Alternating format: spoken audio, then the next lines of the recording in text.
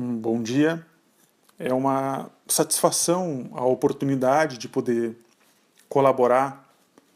com o canal Ciências Criminais,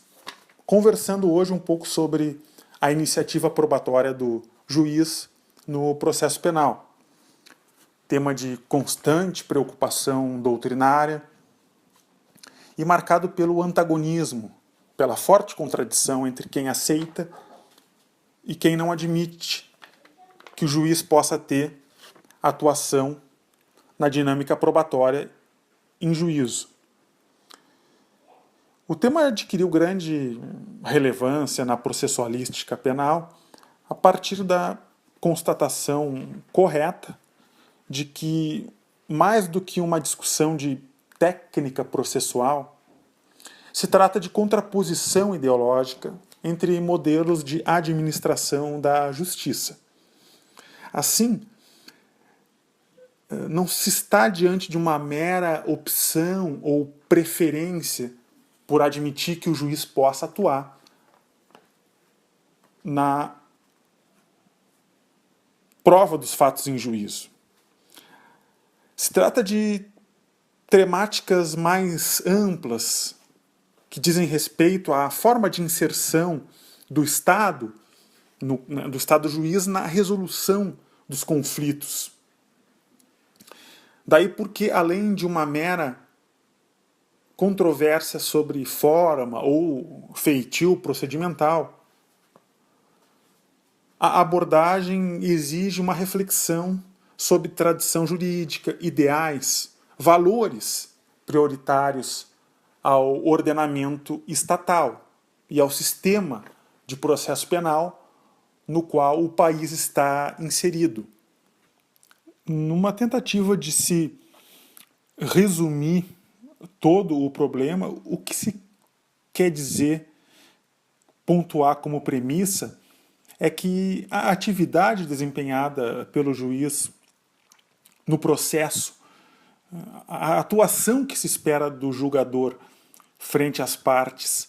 e aos interesses em litígio, depende de se correlacionar o juiz com o contexto processual característico dos ordenamentos jurídicos anglo-saxônicos ou romano-germânicos, de modo a precisar exatamente a conjuntura e os princípios inspiradores desses dois sistemas básicos que influenciam os modelos processuais penais ocidentais. E esse exercício é de suma relevância, principalmente ao se tratar o papel possível de ser legitimamente desempenhado pelo juiz em matéria probatória no processo, tendo em conta o contraste existente entre a administração da justiça dos países de common law e aquela verificada na tradição europeia de civil law. Essa classificação se assenta na dicotomia adversarial-inquisitorial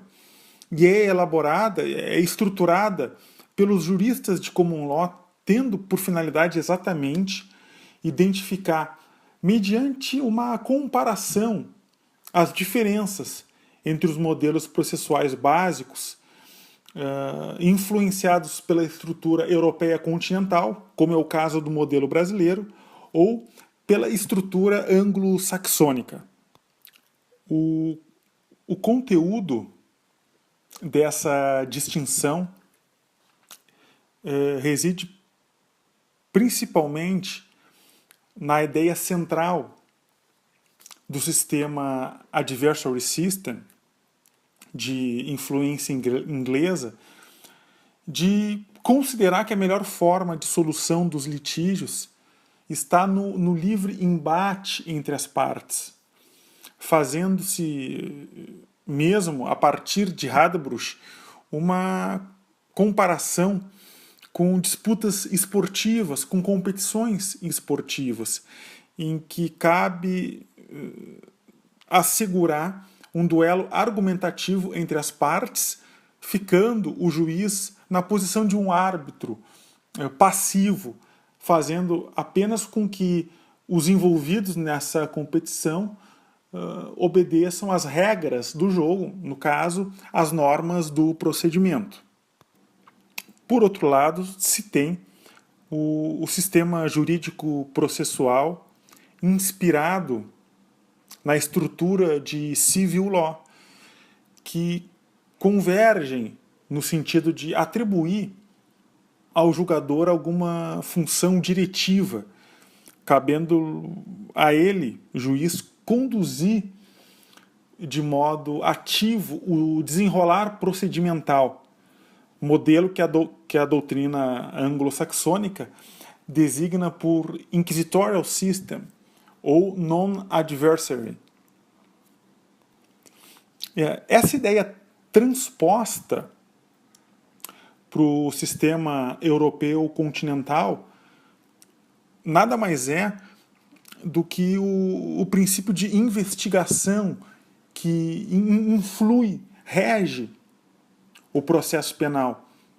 e que exatamente impõe ao juiz a pesquisa no seio da dinâmica processual de provas relevantes a finalidade de buscar o esclarecimento da verdade quanto aos fatos. E nesse ponto é que reside e se estrutura o principal princípio indicativo da atividade instrutória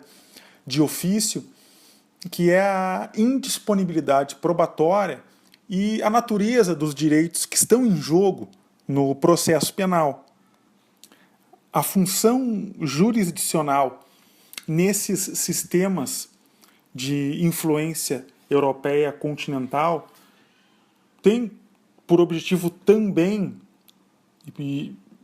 com intensidade, a tutela de direitos fundamentais de que são titulares não só indivíduos singularmente considerados, mas também a inteira coletividade,